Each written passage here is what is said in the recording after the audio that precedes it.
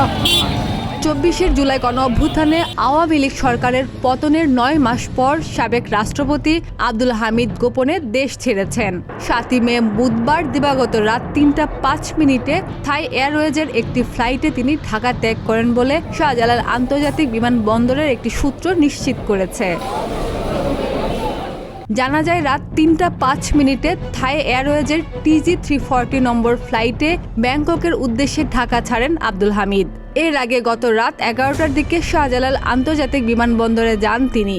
সেখানে যাওয়ার পর ইমিগ্রেশনে প্রয়োজনীয় যাচাই বাছাই শেষে দেশ ছাড়ার সবুজ সংকেত পান সাবেক এই রাষ্ট্রপতি। আব্দুল হামিদের বিরুদ্ধে একটি হত্যা মামলা থাকার তথ্য পাওয়া গেছে।